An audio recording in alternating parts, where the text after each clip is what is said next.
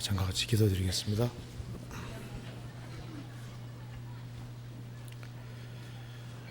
자비로우신 우리 아버지 하나님, 마땅히 형벌받을 수밖에 없는 저희들을 불쌍히 여겨주시고 주 예수 그리스도의 보배로운 피로 아무 공도 없이 값없이 구속해 주신 그 크고 놀라운 은혜와 사랑을 인하여 감사를 드립니다.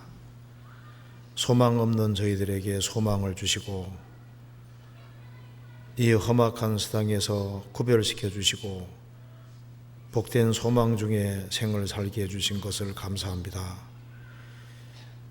이 시간 주 성령께서 함께 해주시고 이 말씀이 우리 심령 깊이 새겨질 수 있도록 역사해 주시고 우리가 주 안에서 특행할 것을 알 수 있도록 도와주시옵소서. 하나님의 말씀으로 우리의 마음을 일깨워 주시고 주를 더욱 가까이 할 수 있도록 도와주시고 우리가 이 세상에 사는 목적이 무엇인지를 깊이 생각하며 생을 살 수 있도록 도와주시옵소서. 교회가 계획한 모든 일에 앞서 행해 주시고 우리 모두를 귀하게 사용해 주옵소서. 특별히 해외 선교하는 그 모든 발걸음과 손길 가운데 함께 해주시고 주의 역사와 능력을 더욱 나타내 주옵소서. 그리고 앞으로 있을 학위 수양에 준비하는 그 모든 손길에도 함께 해주시고 이번 수양회를 통해서도 많은 사람들이 구원함을 얻을 수 있도록 주님께서 미리 준비시켜 주시고 도와주시옵소서. 오늘 모든 시종 주 성령께서 함께 해주시고 우리에게 필요한 말씀을 허락해 주옵소서. 주 예수 그리스도 이름으로 기도하옵나이다. 아멘. 성경 예레미야 예가 찾으시겠습니다. 1장 예레미야 예가 1장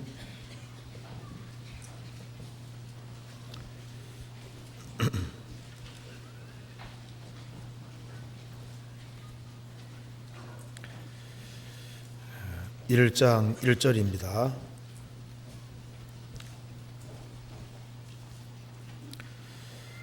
슬프다 이 성이여 본래는 거민이 많더니 이제는 어찌 그리 정박히 앉았는고. 본래는 열국 중에 크던 자가 이제는 과부 같고 본래는 열방 중에 공주 되었던 자가 이제는 조공 드리는 자가 되었도다. 밤새도록 애곡하니 눈물이 뺨에 흐르며 사랑하는 자 중에 위로하는 자가 없고 친구도 다 배반하여 원수가 되었도다. 유다는 혼란과 많은 속으로 인하여 사로잡혀 갔도다. 저가 열방에 거하여 평강을 얻지 못하며 그 모든 핍박하는 자가 저를 쫓아 협착한 곳에 미쳤도다. 시온의 도로가 처량하며 절기에 나아가는 사람이 없음이로다. 모든 성문이 황적하며 제사장들이 탄식하며 처녀들이 근심하며 저도 권고를 받았도다. 저의 대적이 머리가 되고 저의 원수가 형통함은 저의 죄가 많음으로 여호와께서 공곡해 하셨습니다. 어린 자녀들이 대적에게 사로잡혔도다. 6절 처녀 시온의 모든 영광이 떠나가며 저의 목백은 꼴을 찾지 못한 사슴이 쫓는 자 앞에서 힘없이 달림 같도다. 12절입니다. 무릇 지나가는 자여 너희에게는 관계가 없는가. 내게만 근심 같은 근심이 있는가 볼지어다. 여호와께서 진노하신 날에 나를 괴롭게 하신 것이로다. 예레미야 예가 2장 보시겠습니다. 2장 15절 무릇 지나가는 자는 다 너를 향하여 박장하며 처녀 예루살렘을 향하여 비소하고 머리를 흔들며 말하기를 온전한 영광이라 천하의 희락이라 일컫는 성이 이 성이냐 하며 너의 모든 원수는 너를 향하여 입을 벌리며 비소하고 이를 가리며 말하기를 우리가 저를 삼켰도다. 우리가 바라던 날이 과연 이 날이라. 우리가 얻기도 하고 보기도 하였다 하도다. 네, 거기까지입니다.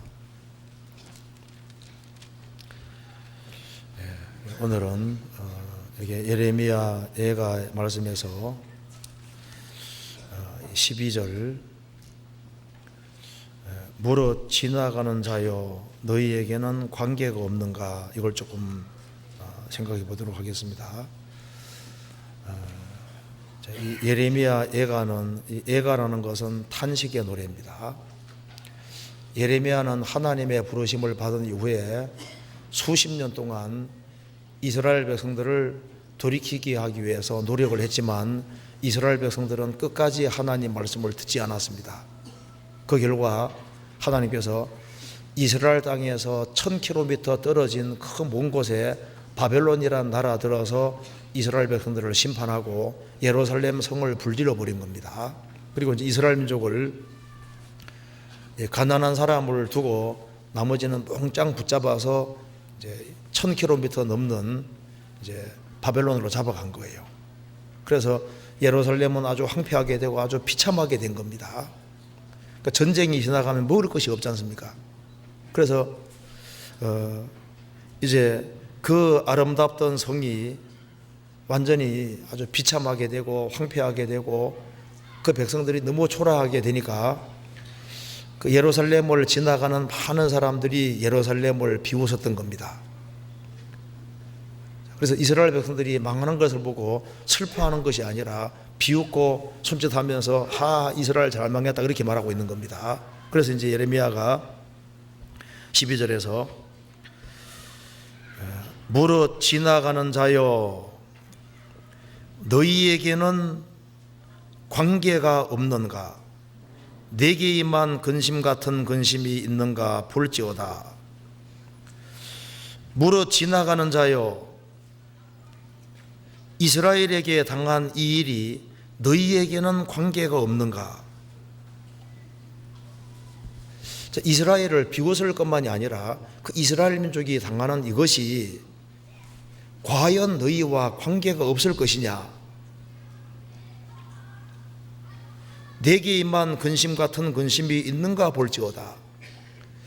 이스라엘이 불순종함으로 이렇게 아주 비참하게 망했는데 이것이 너희와 관계가 없느냐.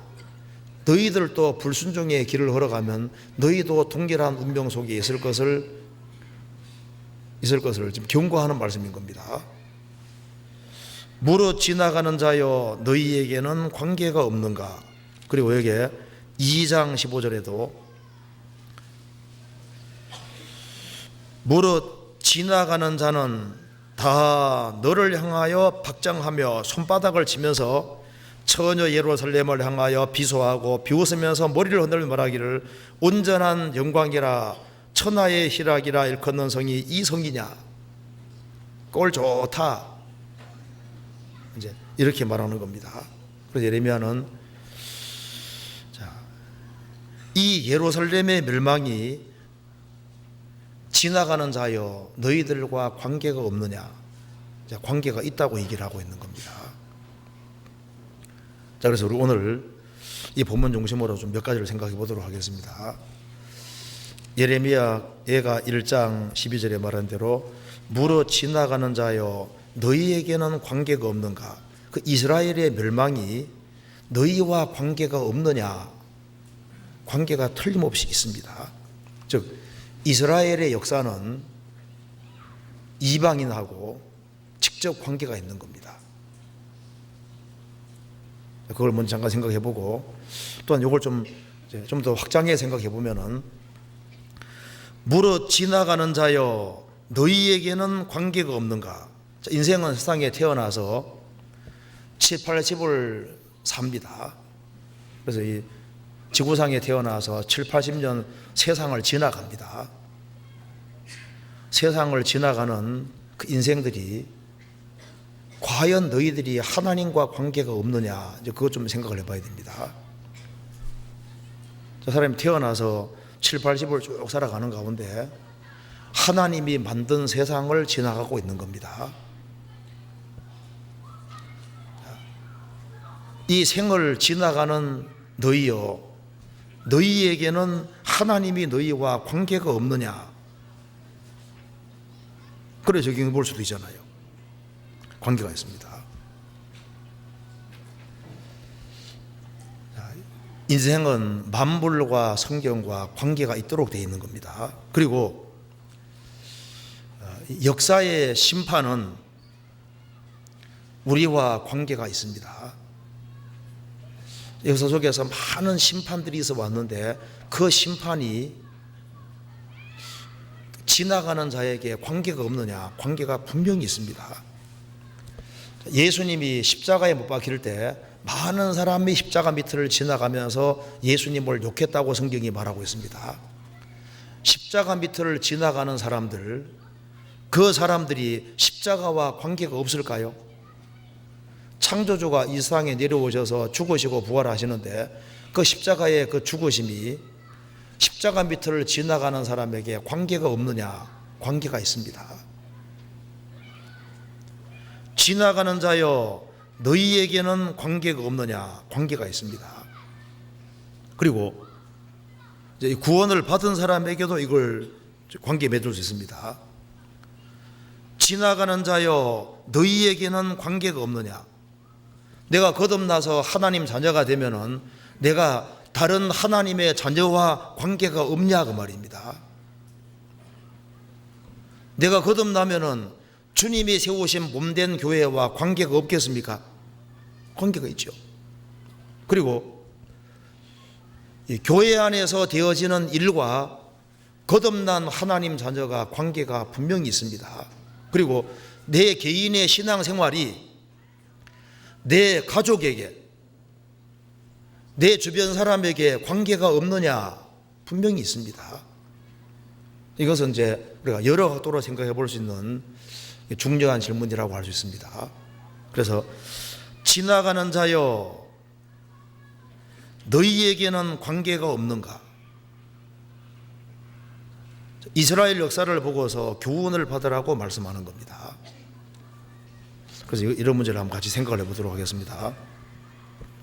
이스라엘이 하나님께 불순종함으로 70년 동안 바벨론 포로 잡혀가게 됩니다. 예루살렘 성은 아주 황폐하게 바뀌고 이스라엘은 아주 비참한 운명 속에 떨어지게 되었습니다. 그래서 예레미야 예가가 나오게 되는 겁니다. 이 예가 반대말이 아가, 사랑의 노래잖아요. 주님과 바른 관계에 있을 때는 아가가 되는 거지만은 주님 앞에 바른 관계를 맺지 않은 이스라엘은 애가 슬픔 속에 떨어지게 된 겁니다. 그래서 예루살렘의 멸망을 지켜보고 지나가는 사람이 비웃기만 하면 될 것이 아닙니다. 그것이 이스라엘의 멸망이 이방인하고 직접 관계가 되기 때문입니다. 하나님의 택함받은 이스라엘이 하나님께 불순종함으로 바벨론 70년 동안 포로 잡혀간 그것은 끝까지 불순종하는 이방인들이 심판받는 그림자가 되는 겁니다. 성경 예레미야 25장 보시겠습니다.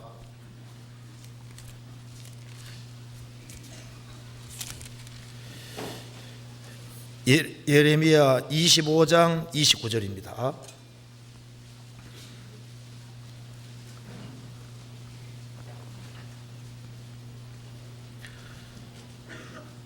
보라, 내가 내 이름으로 일컬음 받는 성에서부터 재앙 내리기를 시작하였은즉 너희가 어찌 능히 형벌을 면할 수 있느냐? 면치 못하리니 이는 내가 칼을 불러 세상의 모든 거민을 칠 것임이니라 하셨다라. 만군의 여호와의 말이니라. 하나님 말씀하셨습니다. 내가 내 이름으로 일컬음 받는 성 예루살렘 성에서부터 재앙을 내리기를 시작한즉 이방인 너희가 어찌 형벌을 면할 수 있느냐? 면치 못할 것이다.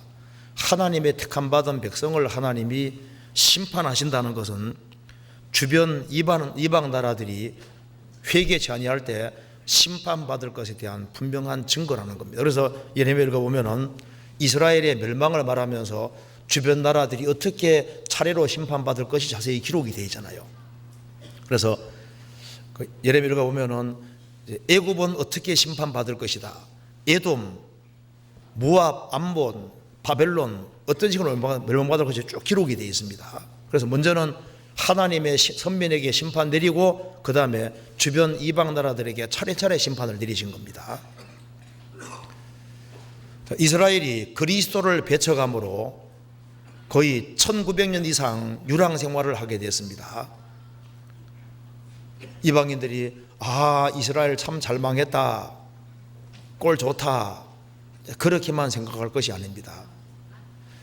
유대인들의 멸망을 지켜보는 사람들, 아우슈비츠 수용소라든가 유대인 죽인 베르겐, 베르젠 이런 데 지나다니는 사람들, 이제 구경하러 다니는 사람이잖아요. 아우슈비츠를 지나는 자여 너희와는 관계가 없느냐? 이스라엘의 멸망이 너희와 관계가 없느냐? 관계가 있습니다. 이스라엘만 망하는 게 아니라 그것이 이스라엘 역사는 교훈이기 때문에 관계가 있는 겁니다. 그래서 성경이 말씀하기를 푸른 나무에도 이같이 하거든 마른 나무에는 어떻게 되리오 하시니라. 어떤 사람도 푸른 나무는 예수님이고 마른 나무는 유대인이라는데 천만의 말씀입니다. 그럼 참 찾아봅시다. 여기 누가복음 23장 봅시다.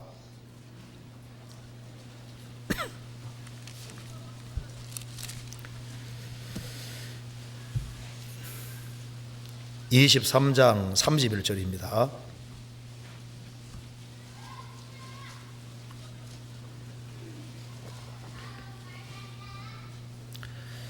여기 푸른 나무에도 이같이 하거든 마른 나무에는 어떻게 되리오 하시니라. 여기 왜 푸른 나무가 여기 이스라엘이고 마른 나무가 이방인이냐 하면 이게 이유가 있습니다.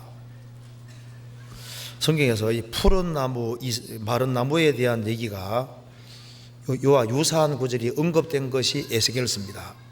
이거 잠깐 적어 찾아봅시다. 에스겔 17장 보시겠습니다. 에스겔 17장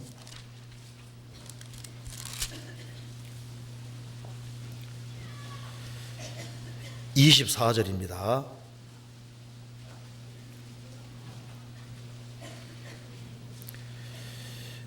들의 모든 나무가 나 여호와는 높은 나무를 낮추고 낮은 나무를 높이며 푸른 나무를 말리우고 마른 나무를 무성케 하는 줄 알리라. 나 여호와는 말하고 이루느니라. 이게 높은 나무는 낮추고 낮은 나무는 높이며 푸른 나무는 말리우고 마른 나무는 무성케 하는 줄 알리라. 높은 나무는 낮추고, 그리고 여기 높은 나무가 푸른 나무하고 관련되어 있습니다. 높은 나무는 낮추고 교만한 나무는 낮추고 낮은 나무는 높이며 푸른 나무는 말리우고 마른 나무는 무성케 하리라. 그래서 높은 나무 쪽이 푸른 나무 쪽이고 낮은 나무 쪽이 마른 나무 쪽인 겁니다. 그래서 여기에 높은 나무, 스스로 푸르다고 생각하고 하는 그런 나무는 주님이 말라버리고, 마른 나무, 자가는 별거 아니라고 생각하는 그런 나무는, 낮은 나무는 무성케 한다고 되어 있잖아요. 그럼 여기 이제 푸른 나무에게도 이같이 하거든. 자, 마른 나무 어떻게 되리오 하시니라. 자, 이방인에 비해서 이스라엘은 푸른 나무입니다. 하나님의 선민으로서 잘났다고 생각하는데 하나님의 선민이 그리스도를 배척함으로 이렇게 심판받는다면은 마른 나무는 선민도 아니잖아요. 마른 나무 같은 이방인 어떻게 되리요? 성경 다시 봅시다. 누가복음 23장 다시 봅시다.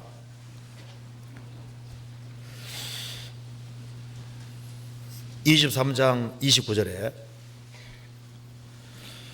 보라, 나를 이르면 사람이 말하기를 수태 못하는 이와 해선하지 못한 배와 먹이지 못한 저지 복이 있다리라.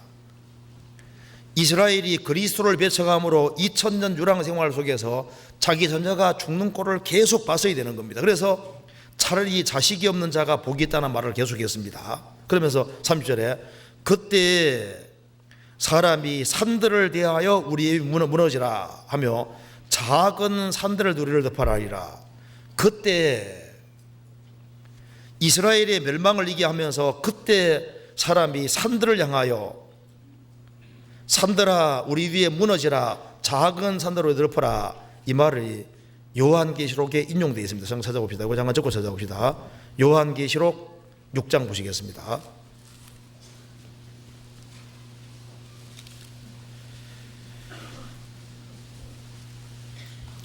12절.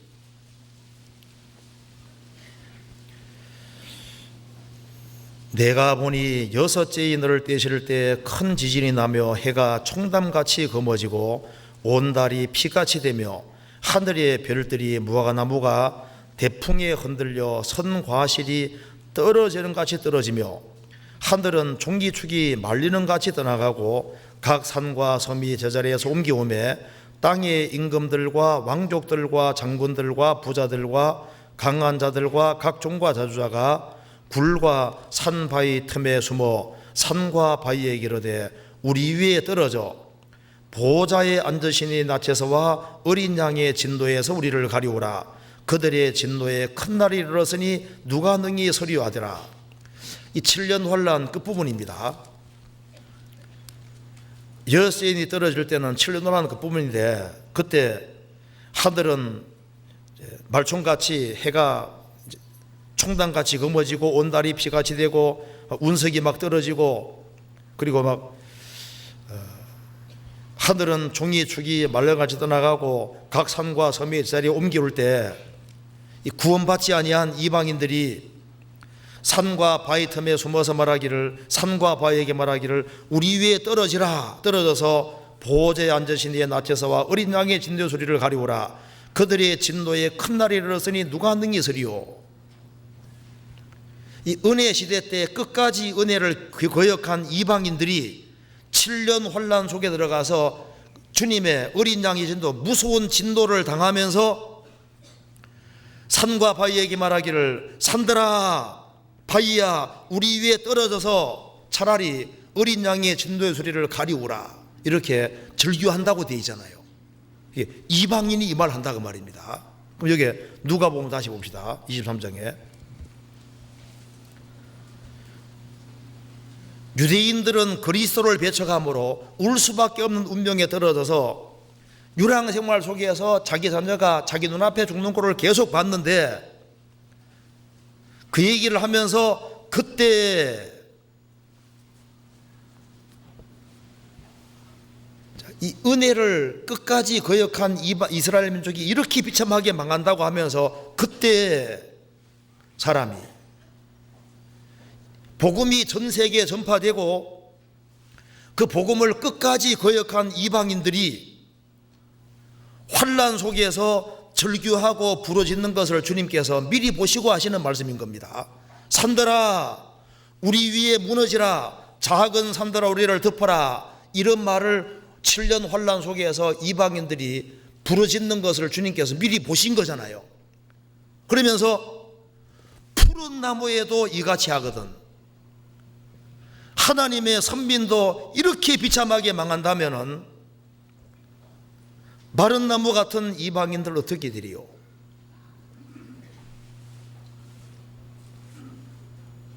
이렇게 보는 것이 성경이 정확히 맞는 해석입니다. 그러니까 이스라엘의 멸망은 이방인하고 직접 관계가 있는 거예요. 그리고 이스라엘이 바벨론 포로에 잡혀갔다가 70년 만에 회복이 됐습니다. 그 뭘 말하냐면은 이스라엘은 망했지만은 형벌받는 기간이 끝나니까 70년 만에 돌아오게 한다는 약속의 말씀대로 정확히 돌아왔습니다. 이건 뭘 말하는 겁니까? 하나님은 약속을 지킨다는 것을 주변 나라에 보여준 거잖아요. 이스라엘이 그리스도를 배척함으로 전 세계 유랑민족이 됐는데 지금 이스라엘 민족이 전 세계에 회복되는 것은 하나님이 전 세계 사람들에게 하나님은 살아계시고 하나님은 언약을 반드시 지키는 분이라는 사실을 전 세계 사람에게 보여주고 있는 겁니다. 성경 에스겔 36장 보시겠습니다.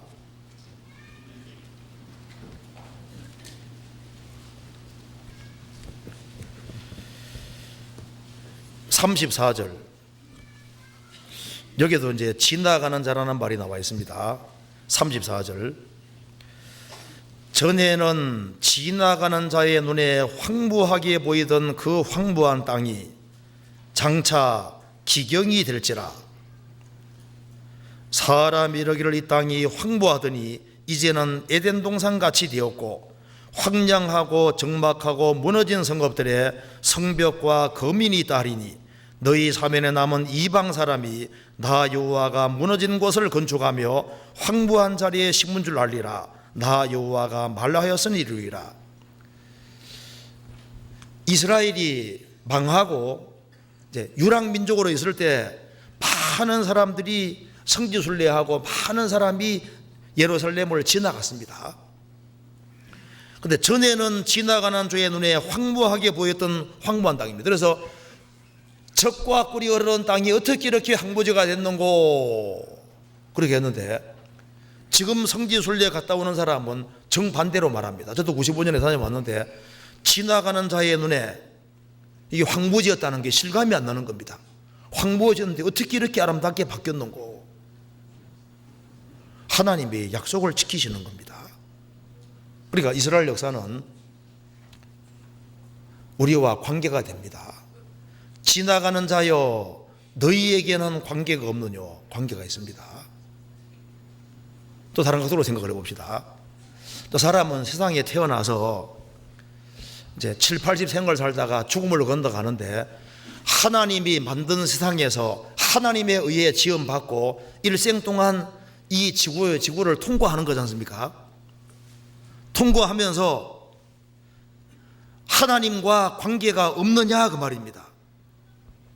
인생은 하나님과 관계가 있습니다. 하나님에 의해 지음받고 평생 하나님 것을 쓰고 있기 때문에 하나님과 관계가 있습니다.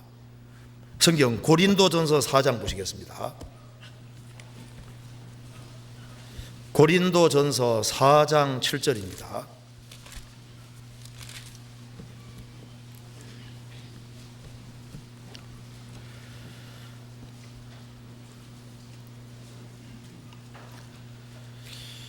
누가 너를 구별하였느냐?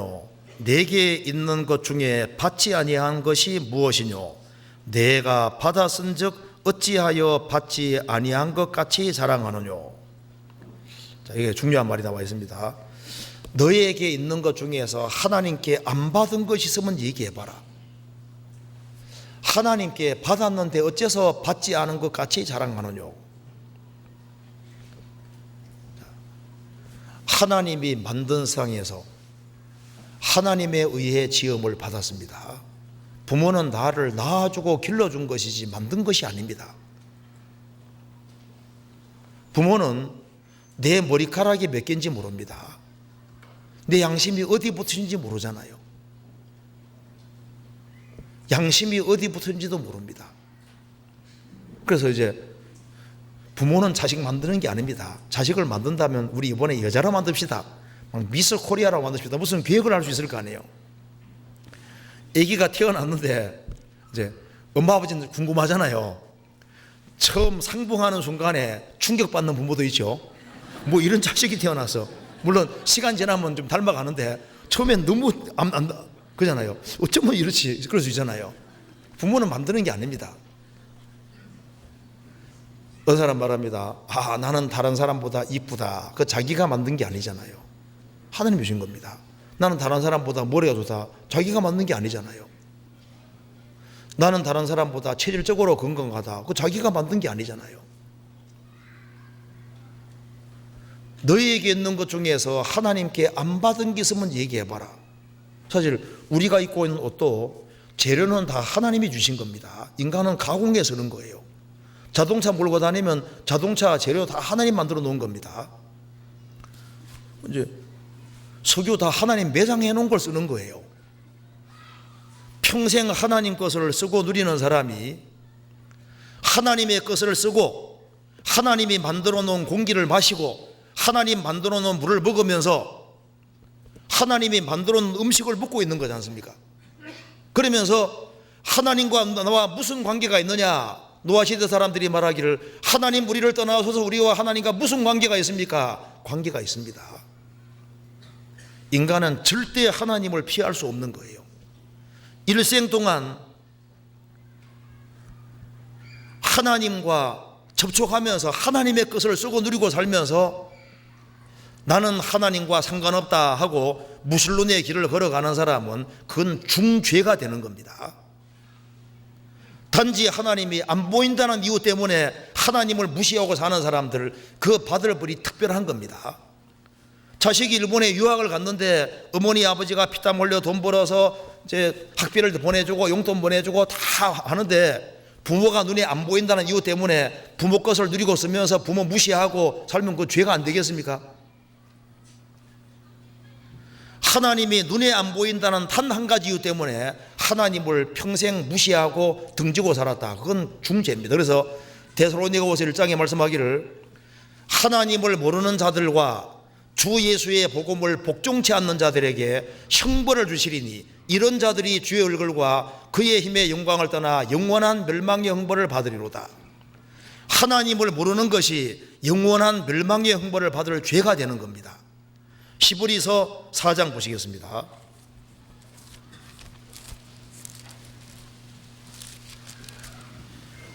히브리서 4장 13절.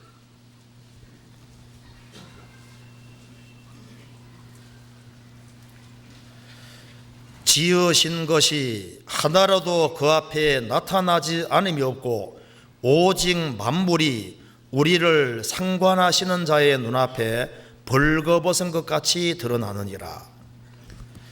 지으신 것이 하나라도 그 앞에 나타나지 않음이 없고 오직 만물이 우리를 상관하시는 자의 눈앞에, 우리를 상관하시는 자입니다. 우리를 만드셨기 때문에 인생은 하나님하고 직접 상관이 있고 관계가 있습니다.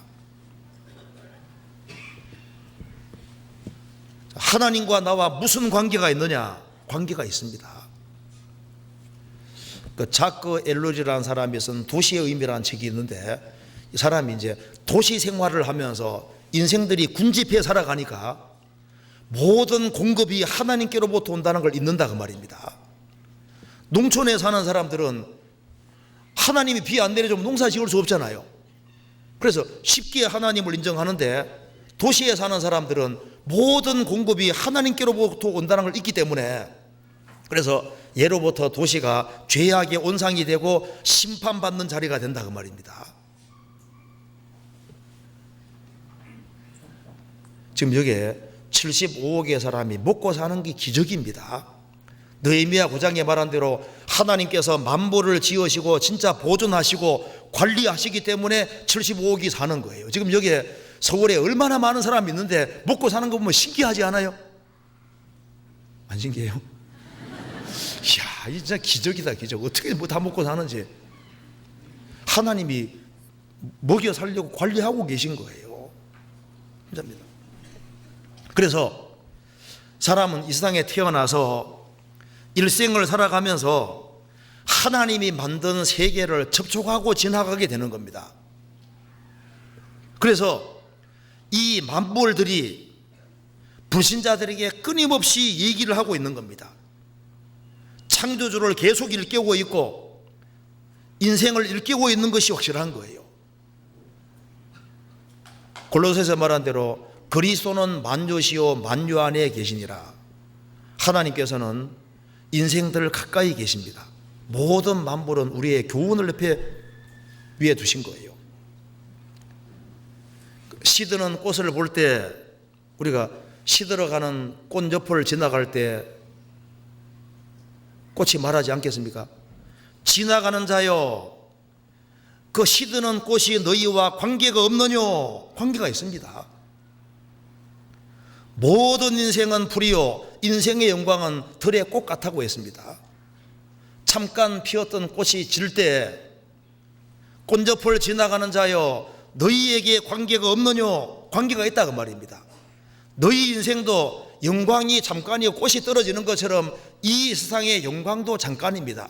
대통령도 잠깐이고 장관도 잠깐이고 그리고 기업의 회장도 잠깐이고 이상 영광 잠깐입니다. 그것이 우리에게 말해주고 있는 거예요. 꽃 중에 금오초 보신 분도 있을 겁니다. 금오초 진짜 멋있어요. 그런데 여기 탁 시들면 어떻게 바뀝니까? 해골 모습으로 싹 바뀌잖아요. 보셨어요?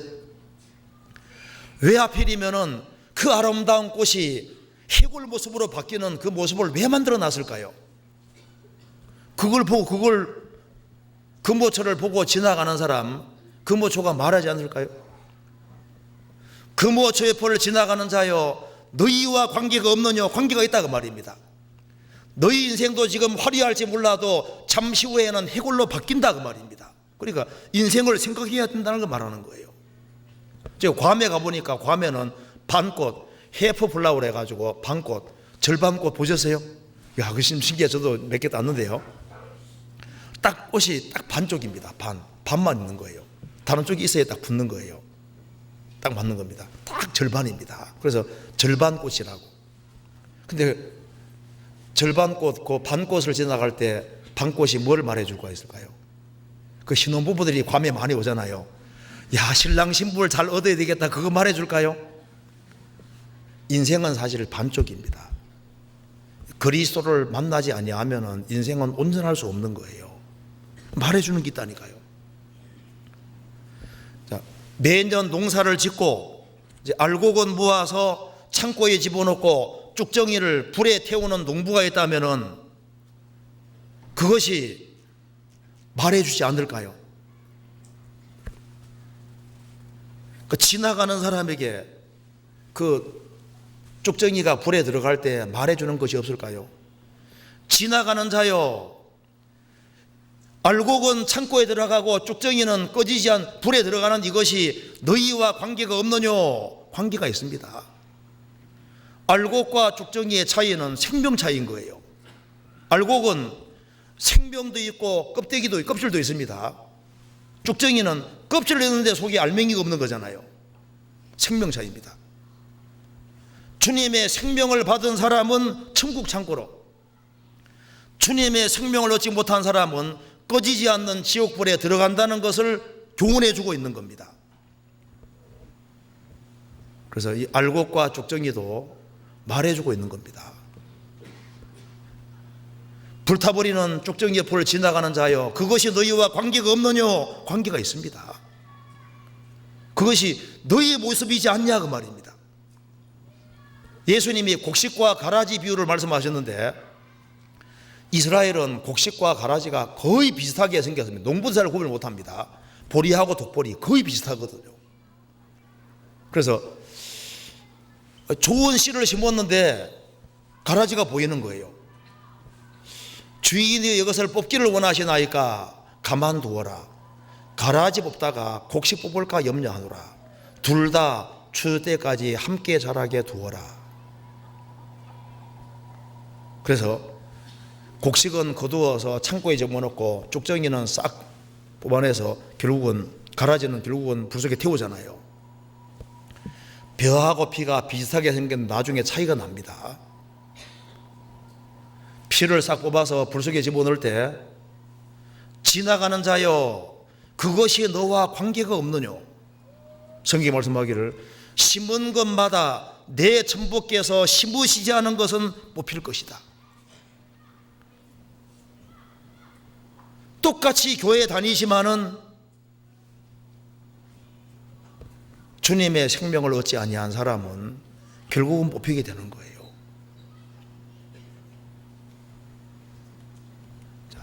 자연이 우리에게 말해주고 있는 겁니다.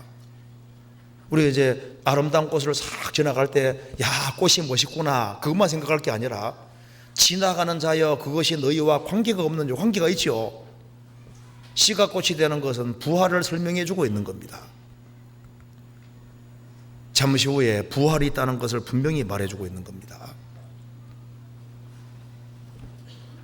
그래서 이 세상에 태어나서 생을 쭉 살아가는 가운데 우리가 접촉하는 모든 것들이 우리와 다 관계가 있고 무엇인가를 교훈해 주기 위해서, 혹 하나님을 더듬어 발견케 하기 위해서 우리에게 주어진 겁니다.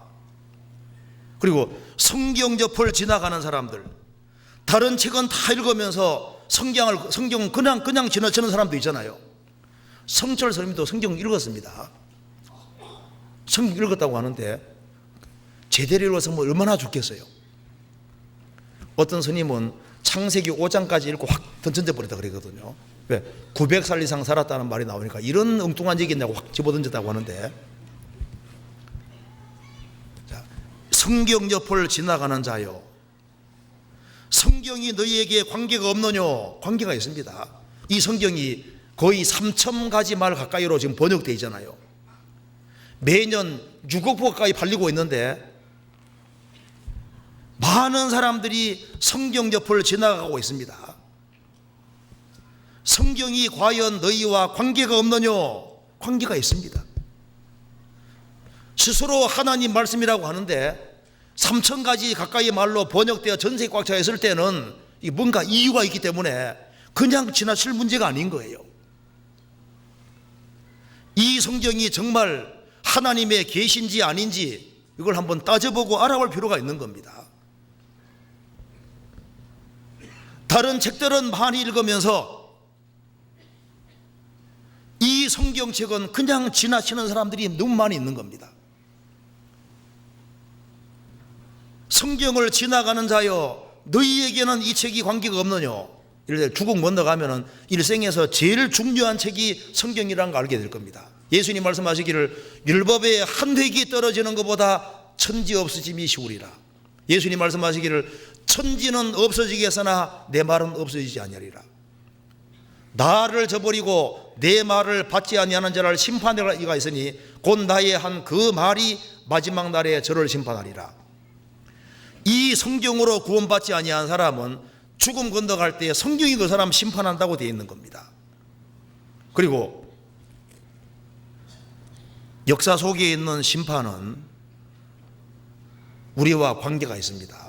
우리 많이 들어보잖아요. 요즘 소돔 고모라 발굴이 됐습니다.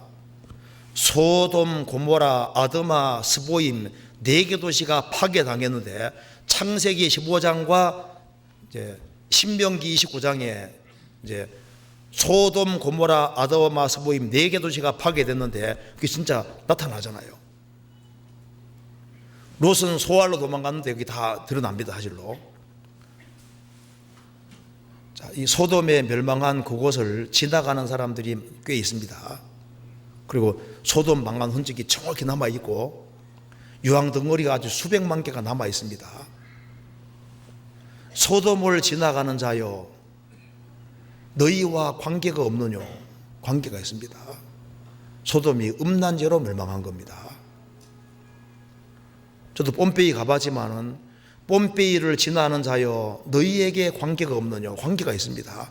베스비스 화산 터뜨려 죽여버렸는데요. 앞으로 이 음란이 차면은 하나님의 불심판이 있을 것을 분명히 보여주는 말씀입니다. 성경 한번 찾아봅시다. 스바냐 2장 보시겠습니다.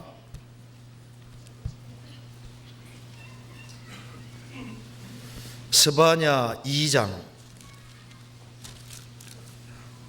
13절입니다.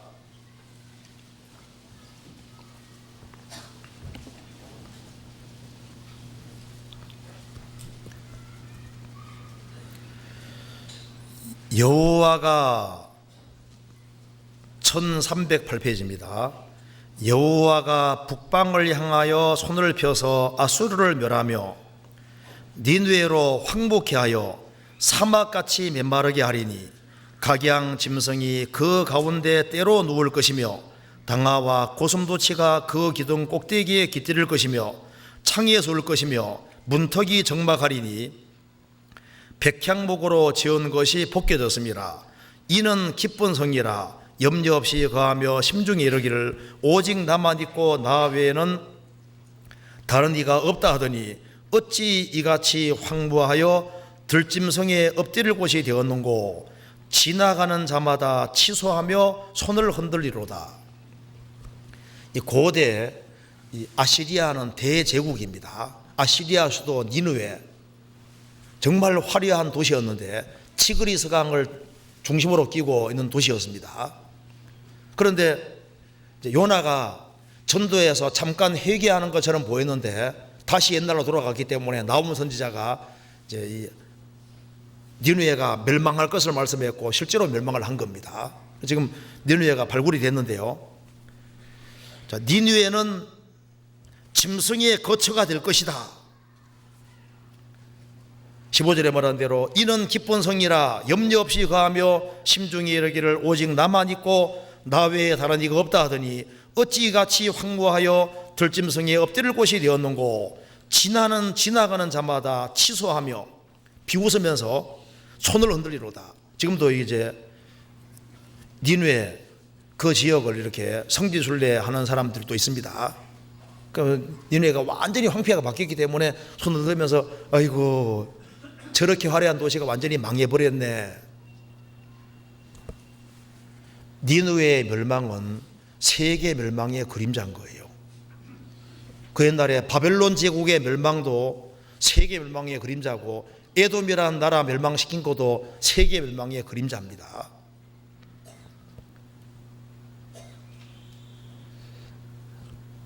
니느웨의 멸망이 지나가는 자 너희와 관계가 없느냐? 관계가 있습니다. 지금 여기에 우리는 우리 시대에 가장 크게 밝혀지는 것이 노아 홍수가 있었다는 사실입니다. 전 세계가 물에 잠긴 흔적이 얼마든지 있잖아요. 그랜드 캐년 가보면은 떡시로처럼 정말 평평하게 되어 있는데 세계적인 홍수가 아니면 설명할 수 없습니다. 그 니느웨 여기 이제 그랜드 캐년은 세계적인 홍수가 있었다는 것을 지나가는 사람에게 말해주고 있는 거예요. 세계 곳의 화석들은 세계적인 홍수가 있다는 걸 말해주는 것이고 우리 시대 석탄의 대부분이 나무 껍질이라는 게 밝혀지잖아요. 석탄은 세계적인 홍수가 있다는 증거입니다. 돌멩이는 아무리 불태워도 불타지 않는데 석탄 잘 타잖아요. 나무 껍질입니다. 대부분이. 어떻게 해서 나무 껍질이 땅속에 들어갔을까?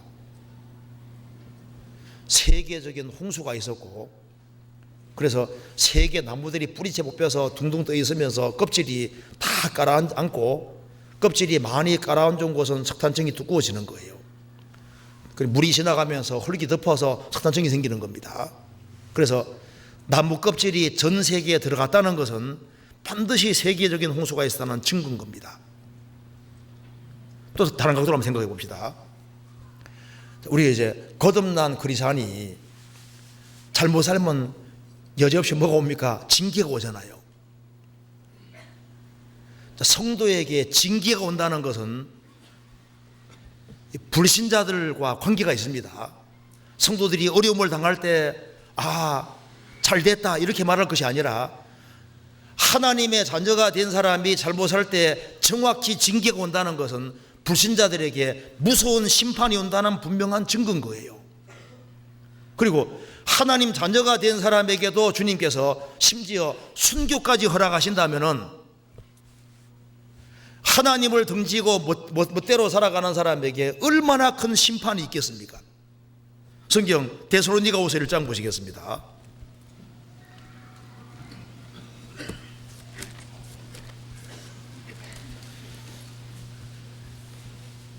1장 5절입니다.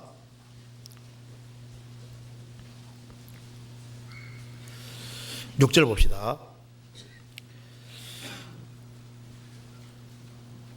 5절 봅시다. 5절. 이는 하나님의 공의로운 심판의 표요 너희로 하여금 하나님 나라에 합당한 자로 여기심을 얻게 하려 함이니 그 나라를 위하여 너희가 또한 고난을 받느니라. 성도가 당하는 시련과 어려움은 하나님의 공의로운 심판이 있다는 증거라는 겁니다. 하나님의 자녀가 된 사람이 잘못할 때 하나님이 징계도 내리시고 크리스찬에게 시련도 주시고 아주 큰 어려움도 허락하시고 심지어 순교까지 허락하시는 이런 일이 있을 때는 이것은 불신자들에게 하나님의 공의로운 심판이 있다는 명백한 증거다. 보라, 의인이라도 이 세상에서 보응을 받겠거든 하물며 악인과 죄인이리요. 의인도 이 세상에서 여러 가지 어려움을 당하는데 악인과 죄인이 그냥 끝나버리겠느냐? 아니다 그 말입니다. 베드로 전서 4장 보시겠습니다.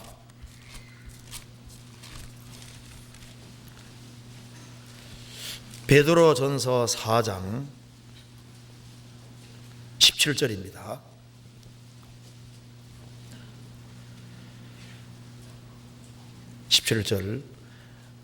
하나님의 집에서 심판을 시작할 때가 되었나니 만일 우리에게 먼저 하면 하나님의 복음을 순종치 아니한 자들의 그 마지막이 어떠하며. 여기 이제 베드로 사도가 네로 황제 박해를 앞두고 말합니다. 네로 황제 박해 때 베드로 사도도 순교당했습니다. 그때 많은 그리스도인들이 화형당하고 사자밥이 됐는데 그때 그 밑을 지나가는 사람들이 많이 있을 거 아니에요. 그리스도인이 사자의 밥이 되는 것도 많은 사람이 봤습니다. 아, 비참하구나. 그거로 끝나는 게 아닙니다. 베드로 사도가 거꾸로 박힐 때 많은 사람 봤을 거 아니에요. 지나가는 자여 너희에게 관계가 없느뇨. 하나님의 아들이 된 사람, 하나님의 사도인 사람도 거꾸로 박겪는 그런 시련을 주님 허락하신다면은 복음을 복종치 않는 사람 그 마지막이 어떠하겠느냐. 성도도 화형을 당하고 사자밥이 되고 이런 엄청난 시련을 허락하신다면은 하나님 아들에게도 그렇게 한다면은 불신자들 어떻게 되겠느냐. 그게 너희와 관계가 있다 그 말입니다. 여기서 속에서 순교자를 제일 많이 낸 곳이 교회인데 그 거듭난 크리스찬에게도 엄청난 시련이 통과된다면은 불신자들이 편안하게 살고 죽음으로 끝나겠느냐. 천만의 말씀입니다. 너희와 관계가 있다는 겁니다. 여기 마태복음 27장 보시겠습니다. 마태복음 27장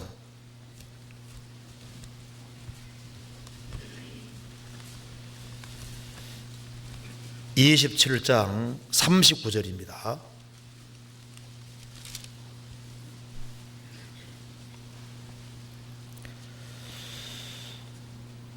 지나가는 자들이 자기 머리를 흔들며 예수를 모욕하여 가로되.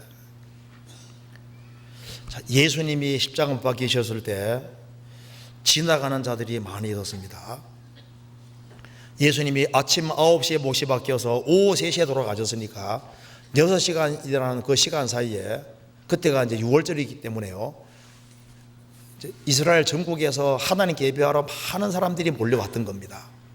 그래서 지나가는 사람들이 많이 있었습니다. 지나가는 자들이 자기 머리를 흔들며 예수를 모욕했다. 마가복음 15장도 찾아봅시다. 15장 29절.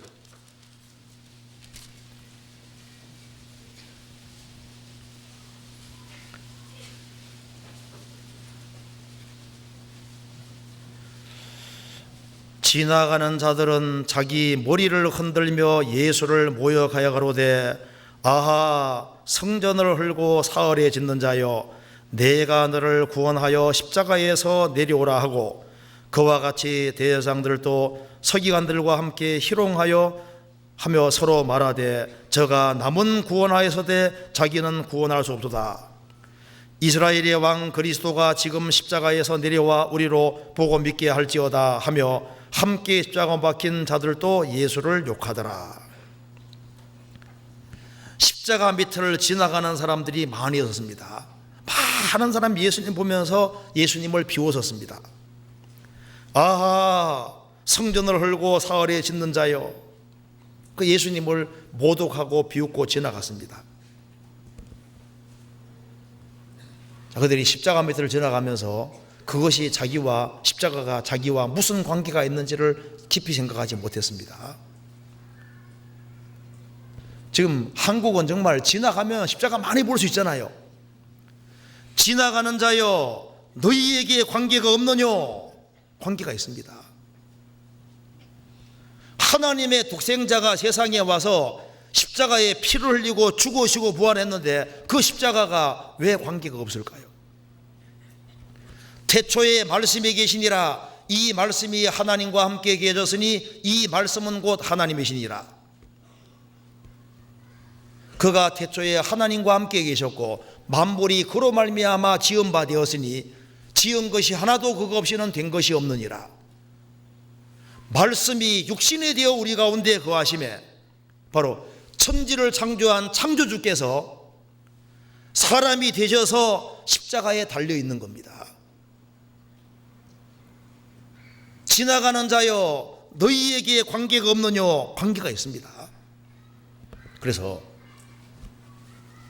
인생에서 그리스도와는 반드시 개인적인 관계를 맺어야 됩니다. 인생에서 제일 중요한 게 그 문제입니다. 그리스도와 나와 정말 관계가 맺어진 사람, 그 사람은 정말 복이 있는 사람인 거예요. 그 프란시스 교황 있지 않습니까? 그 부모님 말하기를 어떤 관계라도 예수님과 개인적인 관계는 위험하다, 그렇게 경고했습니다. 그 말이 맞아야 들려요. 그리스도와 개인적인 관계를 반드시 맺어야죠. 예수님은 세상의 구세주이기 때문에 반드시 관계를 맺어야 됩니다. 이 세상에서 인간관계가 중요한데 요즘 이렇게 돈 많이 버는 사람들은 이게 재력이 있는 사람하고 좋은 관계 맺으려고 하거든요. 그리고 좋은 관계 맺기 위해서 돈 아끼는 사람도 돈 엄청나게 많이 있습니다. 인생에서 정말 관계를 맺어야 될 분이 있는데 바로 예수님인 거예요. 다른 줄은 다 끊어져도 주님과 나와 관계되는 줄은 절대 이것만 확실히 해야 되는 겁니다. 인생의 제일 중요한 관계가 바로 이 관계거든요. 어떤 사람 말합니다. 여기는 왜 구원 강조하냐고. 구원이 가장 중요한 거예요. 이거보다 중요한 게 어디 있겠습니까? 예레미야 10장 보시겠습니다.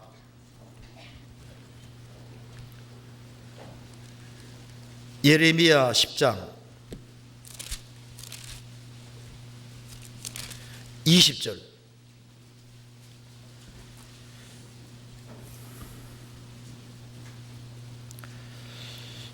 내 장막이 회파되고 나의 모든 줄이 끊어졌으며 내 자녀가 나를 떠나가고 있지 아니하니 내 장막을 세울 자와 내 장을 칠 자가 다시 없도다.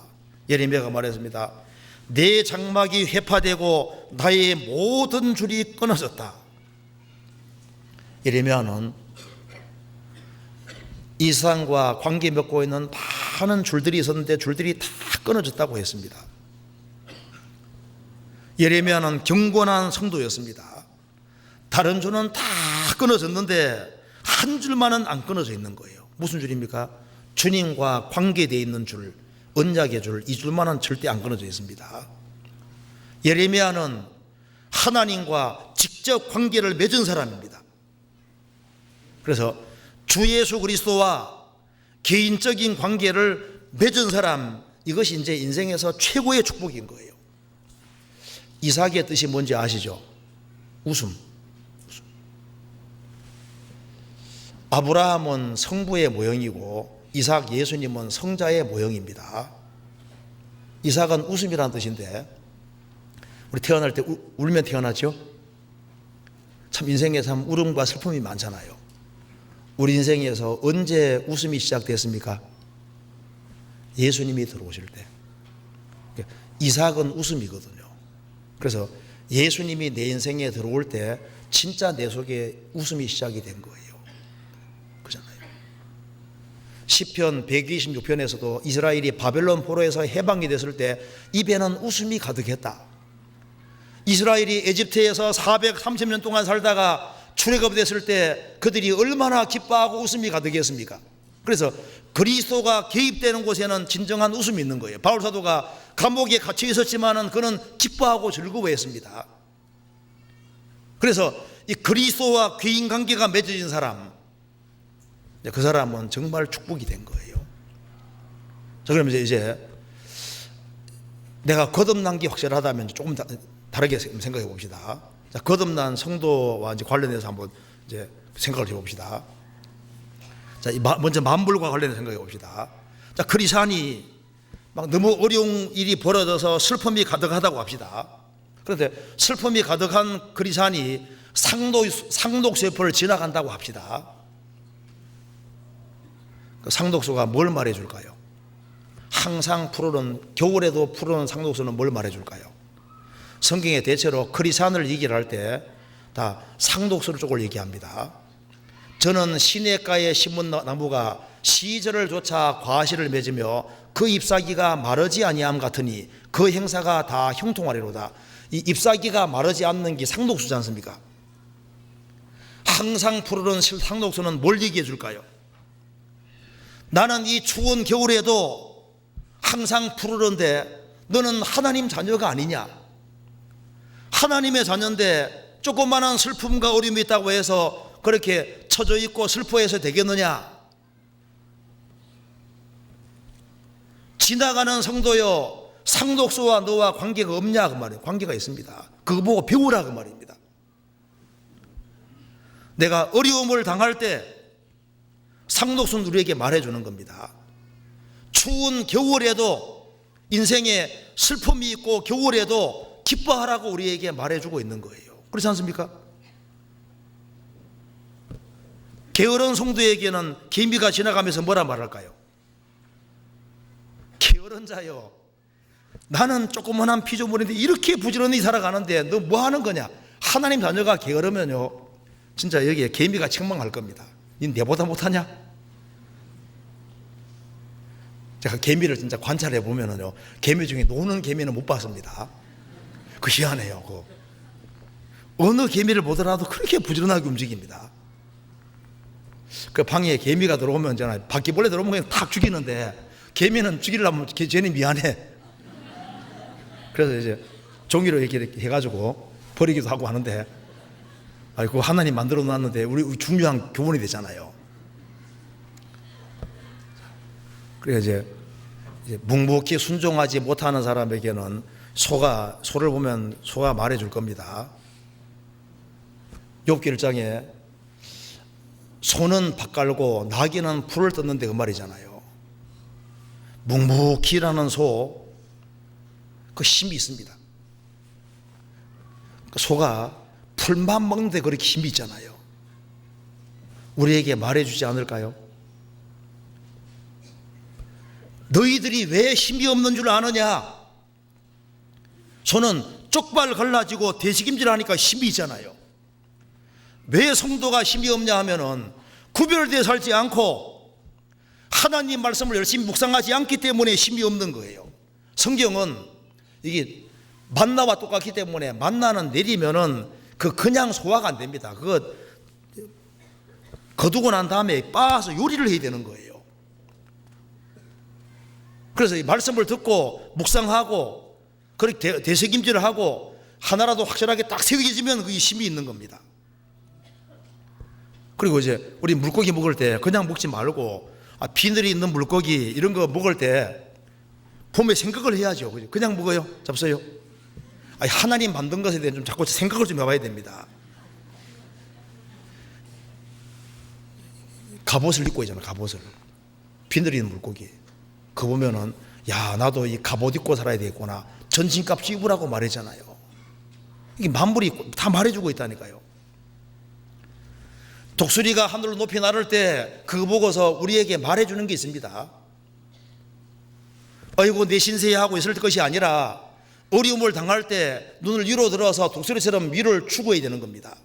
오직 여호와를 앙망하는 자는 새 힘을 얻으리니 독수리의 날개치며 올라감 같을 것이요 다른 박질라 해도 곤비 전에 걸어가도 피곤치 아니하로다. 말씀대로 곤란과 어려움이 있을 때 눈을 높이 들고 독수리처럼 위의 것을 찾고 살아계신 그리스도를 봐야 되는 겁니다.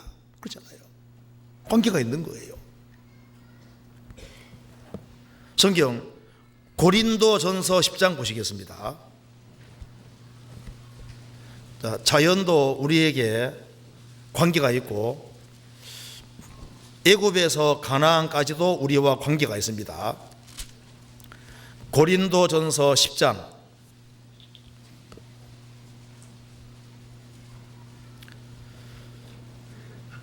11절입니다. 저희에게 당한 이런 일이 거울이 되고 또한 말세를 만난 우리의 경계로 기록하였느니라. 애굽에서 가나안까지를 이야기하면서 애굽에서 가나안까지는 우리와 직접 관계된다고 했습니다. 이스라엘이 에집트에 60만 명이 나왔는데 60만 명 나왔는데 40년 광야 생활 이후에도 60만 명이 돼 가지고 가나안 땅 들어갔습니다. 이스라엘 민족 전체는 한 구원받은 사람의 그림자가 되는 겁니다. 그런데 여기 이제 광야 40년 생활 속에서 이제 60만 명이 엎드러졌잖아요. 그러니까 이제 20세 이하의 사람들은 자라나고 또 광야 생활 속에 자라난 사람들 돼가지고 60만 명대에 들어갔는데 출애굽한 사람 중에는 여호수아와 갈렙 제외하고는 다 죽었지 않습니까? 죽었는데 그것이 우리에게 교훈이라는 겁니다. 그럼 여기 이제 이 신앙 생활 속에서 엎드러지는 죄가 이게 나와 있는데 우상 숭배죄, 간음죄, 주를 시험하고 원망하는 죄로 결국은 다 엎드러지게 되는 겁니다. 그런데 여기 우상 숭배하는 죄로는 3,000명이 죽었습니다. 이 간음죄로는 총 24,000명이 죽고 주를 시험하다가 뱀에게 엄청나게 많은 사람이 죽었는데 대부분은 주를 10절에 말한 대로 원망하다가 멸망했다. 그러니까 이제 거의 죽은 이유는 원망하다가 망한 겁니다. 그래서 광야 40년 생활 속에 원망하다 엎드러졌는데 그것이 우리와 관계없냐 그 말입니다. 광야 40년 보면은 크리스찬이 엎드러지는 대다수 이유가 원망하는 마음, 이게 속에 있으면은 이것이 넘어지는 이유가 되는 겁니다. 진짜입니다. 원망하는 거 아무것도 아닌 것처럼 보이죠. 그래서 원망하는 것 때문에 대부분 망하기 때문에 어떻게 하면 될까요? 감사하면 돼. 그래서 마귀가 절대 틈타지 못하는 말이 무슨 마을이라고요?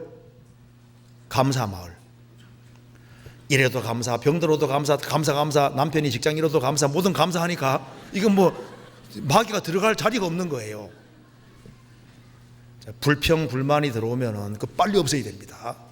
빨리 딱 쳐내지 아니하면은 이게 나중에 씨가 돼서 이게 나중에 큰 문제가 되는 거예요. 성경 민수기 11장 보시겠습니다. 11장 1절.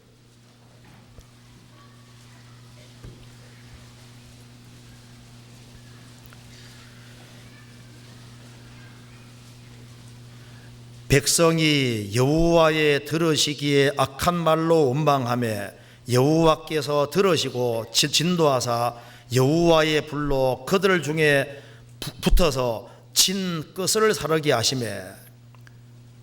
우리가 이제 이 장면을 봤다 합시다. 여호와의 들으시기에 악한 말로 원망하니까 진 중앙을 살랐습니까? 진 끝을 살랐습니까? 진 끄트머리. 그래서 이 끄트머리에 있는 사람은 위험한 사람입니다. 대체로 변두리에 있는 사람은 위험해요. 그래서 앞자리는 금자리, 중간은 은자리, 저 뒤는 무슨 자리? 동자리. 뒤에 앉을 수도 있지만은요, 뒤에 앉은 사람 특별히 조심해야 됩니다. 진 끝을 살랐다고 됐거든요. 끄트머리, 주님 따라가더라도 멀찍이 따라가는 사람은요, 불평불만이 생기기 쉽고 뭔가 육신적이 되기가 아주 쉬운 거예요. 여기 보면 진 끝을 살랐다고 되어 있잖아요. 조심해야 됩니다. 사정이 있어서 뒤에 앉을 수도 있어요. 근데 어쨌든 간에 이 자연도 우리와 관계가 있고 애굽에서 가나안까지도 우리와 관계가 있습니다. 그리고 이제 우리 성경 속에서 많은 사건들이 우리와 관계가 있잖아요. 삼손이 하나님 말씀 불순종해서 눈이 빠진 사건이라든가, 다윗이 범죄함으로써 그 징계받은 사건, 이 모든 것이 다 우리와 관계가 있고, 그리고 이제 아브라함을 롯이 떠났지 않습니까? 떠난 것도 다 우리하고 다 관계가 있습니다. 근데 이제 우리가 이제 나머지 시간에 다른 각도로 생각해 봅시다. 자, 이제 우리는 이제 거듭난 사람으로서 내가 거듭난 하나님 자녀인데 주변의 성도와 내가 관계가 있을까 없을까요? 관계가 있습니다. 성경 한번 찾아봅시다. 요한일서 3장입니다.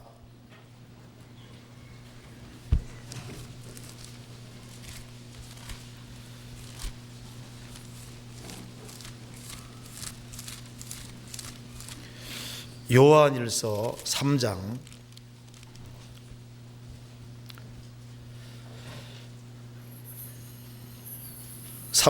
17절입니다. 누가 이 세상 재물을 가지고 형제의 궁핍함을 보고도 도와줄 마음을 막으면 하나님의 사랑이 어찌 그 속에 거할까 보냐. 자녀들아, 우리가 말과 혀로만 사랑하지 말고 오직 행함과 진실함으로 하자. 이로써 우리가 진리에 속한 줄 알고 또한 우리 마음을 주 앞에서 굳세게 하리로다. 누가 이 세상 재물을 가지고 형제의 궁핍함을 보고도, 형제가 궁핍할 때 그 궁핍한 형제가 나와 관계가 없느냐? 관계가 있습니다. 내가 거듭난 이상은 주변에 거듭난 형제자매와 관계가 있습니다. 가인은 말했습니다. 내가 아우를 지키는 자니까, 아우를 지키는 자니까, 형제니까 아우의 운명과 관계가 있는 겁니다. 마태복음 25장 보시겠습니다.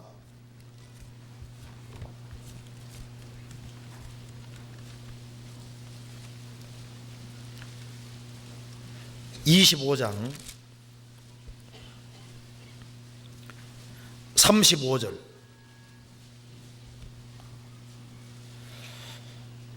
내가 줄일 때 너희가 먹을 것을 주었고, 목마를 때 마시게 하였고, 나그네 되었을 때 영접하였고, 벗었을 때 옷을 입혔고, 병들었을 때 돌아보았고, 옥에 갇혔을 때 와서 보았느니라.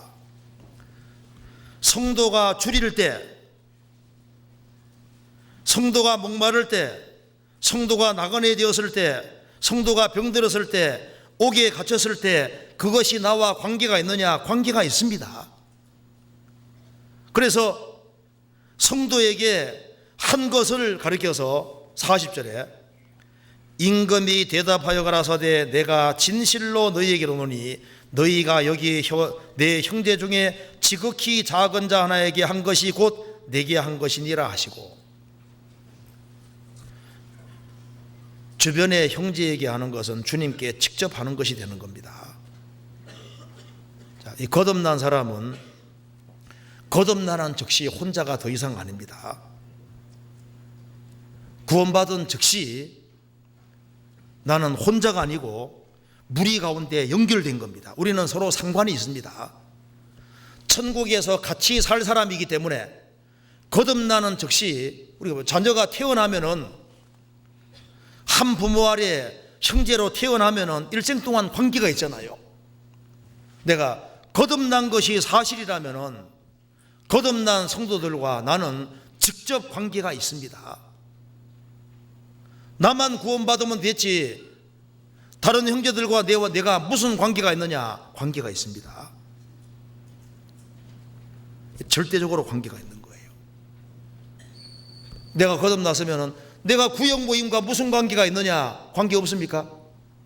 내 구역 소속이잖아요. 내가 그 조와 무슨 관계가 있느냐? 관계가 있습니다. 내가 거듭났으면은 교회와 관계가 없습니까? 관계가 있습니다. 나하고 관계가 있는 거예요. 이스라엘이 가나안 사람하고 싸울 때 메로스 사람들은 팔짱 끼고 있었습니다. 주님께서 말씀하시기를 메로스를 저주하라. 거듭 저주할 것은 그들이 와서 돕지 않았다고 했습니다. 사사기 5장에 나오잖아요.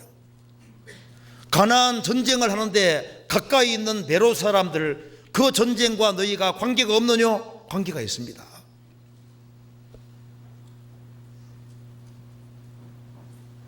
출애굽한 이스라엘이 두 지파 반이 예루살렘 동편에 기업 차지했습니다.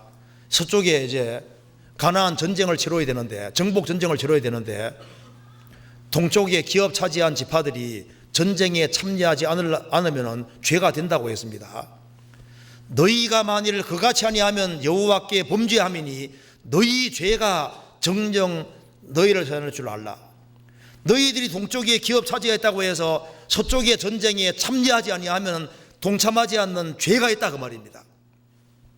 동참하지 않는 죄가 정정 너희를 찾아낼 줄 알라. 자, 거듭나면은 교회 일과 성도는 관계가 있습니다. 왜? 우리는 교회의 지체이기 때문에 관계가 있는 겁니다. 학위 수양회와 나와 무슨 관계가 있느냐? 해외 선교와 내가 무슨 관계가 있느냐? 관계가 있습니다. 세계적으로 전도가 되는데 나와 관계가 없습니까? 교회 집회할 때 관계가 없습니까? 교회 중요한 대집회를 하고 구역 집회를 하고 교구 집회를 하고 어딘가 집회를 할 때 너희와 관계가 없느냐? 관계가 있습니다. 그리고 또 하나 생각할 것은 이제 가정생활, 개인생활 관계 생각합니다. 내가 남편으로서 술을 마신다면은 이것이 자녀에게 자녀와 관계가 없냐 그 말입니다. 있어요.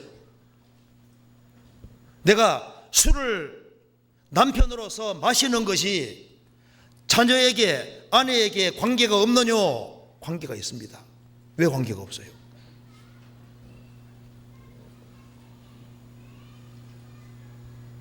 분명히 관계가 있습니다. 자녀가 탈선하고 잘못될 때 나와 관계가 없냐 그 말입니다. 기도가 막히지 않게 해야 됩니다. 그리고 가정생활 속에서 아내가 남편에게 불순종하고 말을 막 함부로 하고 있는 대로 짜증 같은 걸 다 부리고 함부로 행동할 때 그것이 자녀와 관계가 없냐? 관계가 있습니다. 있어요. 일상생활 속에서 내가 하는 행동이 내 가족에게 영향 미치느냐? 영향을 미칩니다. 관계가 있어요.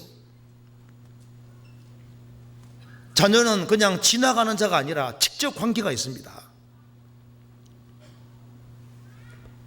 내가 일상생활 속에서 내가 절제되게 행동하지 아니하고 언행을 조심하지 아니할 때 내 주변 사람과 내가 관계가 없냐 그 말입니다.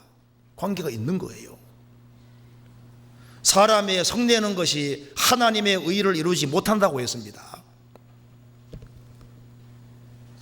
사람은 혼자 사는 것이 아니기 때문에 부모는 자녀에게, 자녀는 부모에게, 우리가 접촉하는 사람과 관계가 있는 거예요. 그리고 내가 누구와 교제하든지 무슨 상관이냐? 관계가 있습니다. 성경에 여호사밧은 훌륭한 왕이었습니다. 그런데 여호사밧이 사귀지 말아야 될 사람을 사귀었잖아요. 누구 사귄지 아시죠? 그 하나님이 악하게 보시는 아합 왕과 사귀었어요. 아하시야 그 아들하고도 사귀었습니다. 그래서 그 집과 연혼관계가 돼서 여호사밧은 훌륭한 왕으로 죽었지만은 그 자식들은 아합 집에 들락날락하면서 그 집의 사위가 되고 그 집과 연결돼서 자식이 망하고 손자가 망했다고 성경에 되어 있잖아요. 내가 누구와 사귀든 관계 없느냐? 관계 있습니다.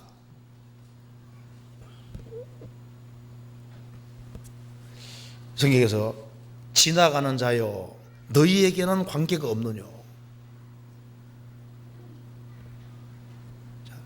우리가 일생 살아가면서 모든 것이 사실상 교훈인 거예요.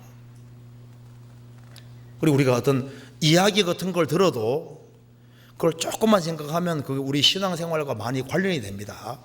제가 어떤 글에 보니까 1800년대 후반에 이제 어떤 소년이 서커스를 한 번도 본 적이 없는 거예요.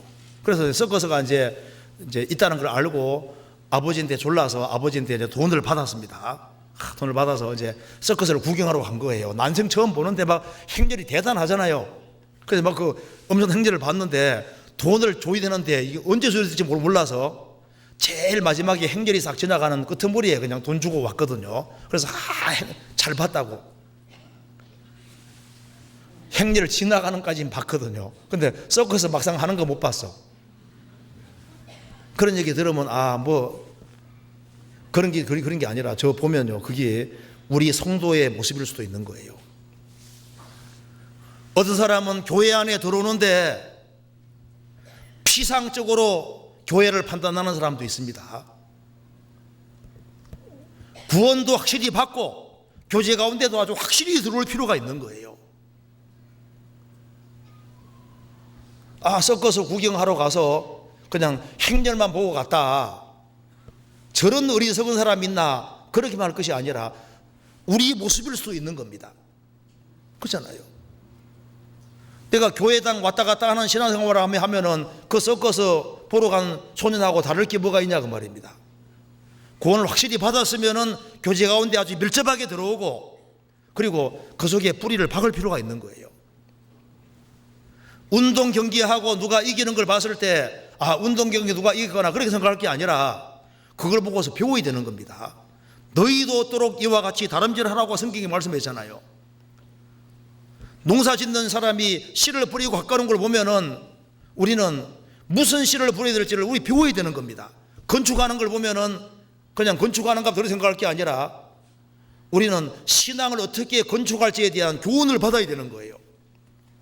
판사가 재판한 거 보면은 재판하는 것부터 그렇게 생각할 게 아니라 우리도 청문회 같은 거 보면요, 저기 남의 모습이 아니다 그 말입니다. 나도 그리스도인의 심판대 앞에 서서 심판을 받을 사람이라는 걸 생각을 해봐야 되는 겁니다. 우리는 시대적으로 정말 역사의 막바지에 사는 것이 확실합니다. 노아 홍수 직전 시대하고 너무 비슷해요.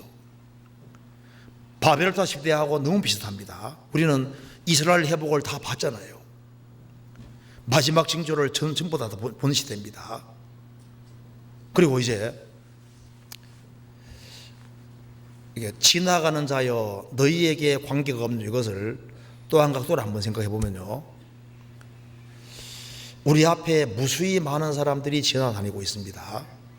자, 누가 물에 떠내려갈 때 그걸 보고 지나가는 자는 그 사람과 관계 있습니까 없습니까? 관계가 있는 거예요. 지나가는 자여 너희에게 관계가 없느뇨? 관계가 있습니다.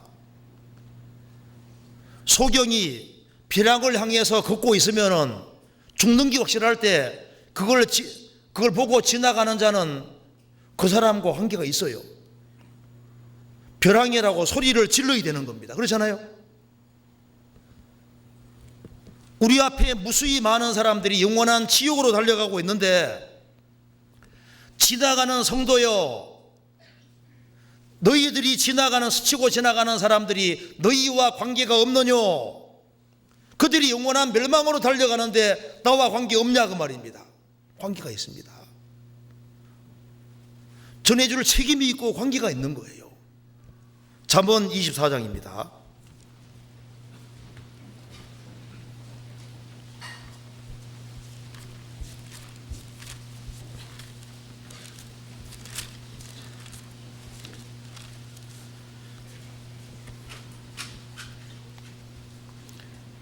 11절.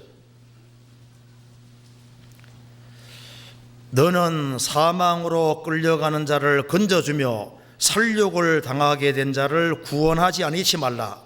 내가 말하기를 나는 그것을 알지 못하였노라 할지라도 마음을 저울질하는 자가 어찌 통찰하지 못하시겠으며 내 영혼을 지키시는 자가 어찌 알지 못하시겠느냐. 그가 각 사람의 행위대로 보응하시리라. 너는 사망으로 끌려가는 자를 건져주며 살육을 당하게 된 자를 구원하지 않지 말라. 나는 그것을 알지 못하였다. 아닙니다. 관계가 있습니다. 그 히틀러의 신앙백서라는 것이 있는데요, 한 목사님이 꿈을 연거푸 동일한 꿈을 꿨습니다. 하나님의 심판대 앞에서 한 사람이 심판받는데 보니까 히틀러인 거예요. 그래서 히틀러, 너 왜 안 믿었냐 하니까 전해주는 사람이 없었습니다. 그걸 몇 번이나 똑같이 동일하게 꿈을 꿨다는 겁니다. 그러면서 이 히틀러가 유대인을 600만 명을 죽인 것에 대한 책임이 바로 성도들의 책임이다. 더 적극적으로 전도하고 히틀러에게도 적극적으로 전도했다면 이런 일이 안 생겼을 수도 있다 그 말입니다. 그렇죠. 자, 소돔 고모라 멸망에 롯의 책임이 있습니다. 의인 10명이 있으면 소돔이 멸망이 지연되는데 아브라함과 지속적인 관계를 가지면서 적극적으로 전도했다면 소돔 멸망을 지연시킬 수가 있는 거예요. 소돔의 멸망에 롯의 책임이 없느냐? 있습니다. 이 세상이 좀 더 오래 가고 빨리 끝나는 책임이 성도에게 없느냐? 성도에게 있습니다. 우리와 관계 있는 거예요. 그래서 이제 우리가 지나가는 자여 우리와 관계가 없느냐 했을 때 제일 먼저 생각해야 될 것은 우리 일생을 살아가면서 이제 그리스도와 나 반드시 관계를 맺어야 됩니다. 이건 절대적인 관계인 거예요. 니엔챙이라는 여자분은 중국에서 문화혁명 당시에 이제 자기 남편이 외국인 회사에 근무했다는 이유 때문에 감옥에 6년 동안 있게 됩니다. 친구는 거미 한 마리밖에 없어요. 근데 그 거미를 통해서 확실한 신앙을 가지게 됩니다. 왜? 거미 보면서 거미 줄치는 거 보니까 이거 틀림 창조주가 계시다 그 말입니다. 그래서 아주 톡실한 크리스찬이 됐는데 이 세상 살면서 이게 뭔가 좀 구원이 확실하지 않은 사람은 좀 가둬놓을 필요도 있을 것 같아. 한 6년 동안 좀 가둬놓고 뭐 개미 한 마리나 뭐 거미 한 마리 집어넣어주고 그것만 쳐다보고도록 그럼 뭔가 생각할 거 아니에요. 하여튼 간에 뭐 어떻게 하든 간에 창조주를 생각할 뿐 아니라 창조주하고 바른 관계 맺어서 아주 구원 문제를 이게 확실해야 됩니다. 이건 뭐 진짜 확실해야 되는 거예요. 그리고 이제 구원이 확실하게 된 사람은 내가 하나님의 자녀로서 단독이 아니다 그 말입니다.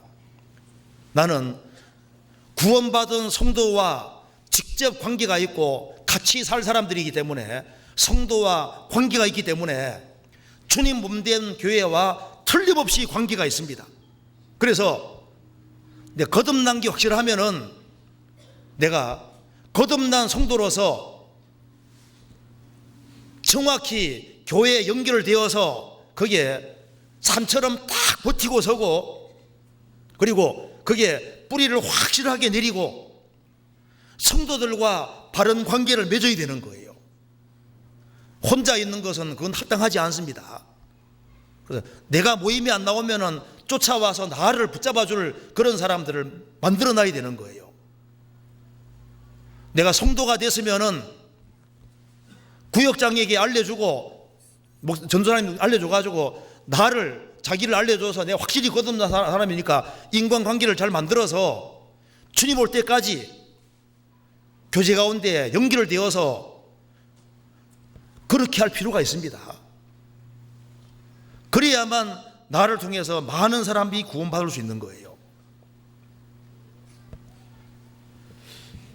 여기 좀 그래도 이거 하나 보고 마쳐야 되겠습니다. 여기 빌레몬서 한번 봅시다. 빌레몬서 이거 하나 봅시다. 이런 성도가 되면 얼마나 좋겠습니까? 빌레몬서 1장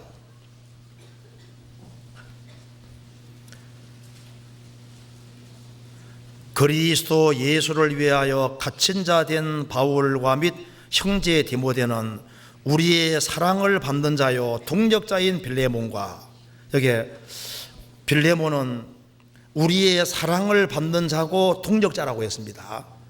사도들에게 사랑을 받고 성도들에게 사랑받는 성도가 되면 얼마나 좋겠어요. 그런데 이렇게 사랑받는 이유는 4절입니다. 내가 항상 내 하나님께 감사하고 기도할 때 너를 말하면 주 예수와 및 모든 성도에 대한 내 사랑과 믿음이 있음을 들음이니 이로써 내 믿음의 교제가 우리 가운데 있는 선을 알게 하고 그리스도께 미치도록 역사하느니라. 형제여, 성도들의 마음이 너로 말미암아 평안함을 얻었으니 내가 너의 사랑으로 많은 기쁨과 위로를 얻었도다. 여기 빌레몬은 주님을 향한 확실한 믿음과 사랑이 있고, 또 모든 성도, 일부의 성도가 아니라 모든 성도에 대한 사랑과 믿음이 있는 사람입니다. 그래서 내 믿음의 교제가 이 빌레몬과 교제하면은 우리 가운데 있는 선을 알게 하고 그리스도께 미치도록 역사하느니라. 어떤 성도는 만나서 교제하면은 그리스도가 생각이 나고 그리스도를 닮아가고 싶은 마음이 생기도록 만드는 그런 성도가 있잖아요. 어떤 성도를 만나면은 영혼에 평안함을 얻고 기쁨을 얻고 나도 저렇게 잘 살아봐야 되겠다는 그런 마음을 얻게 하는 그런 성도가 되면 얼마나 좋겠어요. 우리가 관계를 맺어야 될 사람도 있고 맺지 말아야 될 사람도 있습니다. 마귀하고는 우리하고는 관계가 없어요. 그렇잖아요. 그리고 이제 이 신앙을 흐트러뜨리는 잘못된 사이트하고 우리하고도 관계가 없습니다. 신앙에 손해보면 안 되잖아요. 그래서 우리는 관계를 맺더라도 신앙생활을 아주 잘하는 사람들, 그래서 교제하면은 믿음의 교제로서 야, 신앙생활 잘해야 되겠구나, 주님을 제대로 잘 섬겨야 되겠구나, 그리고 그리스도를 생각나게 하는 그런 사람들하고 교제를 가지면서 신앙이 발전해야 되는 거니까. 그래서 내가 교제하는 사람이 어떤 사람인지를 생각해보고 우리 신앙생활을 잘하는 사람을 본받을 수 있도록, 그래서 우리가 관계를 맺되 주님과 바른 관계를 맺고 신앙생활을 바르게 하는 사람들하고 관계를 맺고, 그렇게 해서 30배, 60배, 100배 반드시 이루어야 될 겁니다. 인생은 한 번밖에 없기 때문에 다른 건 몰라도 신앙생활은 잘해야 됩니다. 왜? 한 사람이 신앙생활 잘하면은 30명, 60명, 100명이 구원받고 더 많은 사람이 구원받고 너와 내 집이 구원받으니까 내 한 사람이 어떻게 신앙생활을 하는 것이 주변과 관계가 분명히 있습니다. 그래서 우리 오늘 살펴본 대로 예루살렘 멸망, 지나가는 자여 너희에게 관계가 없느뇨, 너희에게는 관계가 없느뇨. 예루살렘 이스라엘의 멸망은 이방인과 관계가 됩니다. 성경의 모든 역사는 우리와 관계가 됩니다. 우리가 하나님하고는 절대적으로 관계가 되는 거예요. 그래서 우리가 하나님과 바른 관계를 맺고 하나님과 바른 관계가 있지 아니한 사람들을 어떻게 하든 간에 주님하고 연결시키고, 또 신앙 약한 사람을 신앙생활 바르게 하도록 연결시키고, 그렇게 해서 바른 관계 속에 있도록 신경을 써야 될 것 같습니다. 같이 기도하시겠습니다. 자비로우신 우리 아버지 하나님, 저희들을 주의 보배로운 피로 구원해 주신 것을 감사합니다. 우리에게 주 예수 그리스도를 알게 해 주신 것을 감사합니다. 소망 없는 저희들에게 소망을 주신 것을 감사합니다. 저희들 너무나도 어리석고 연약하고 미련한 것이 많이 있습니다. 주님을 슬프시게 할 때도 있습니다.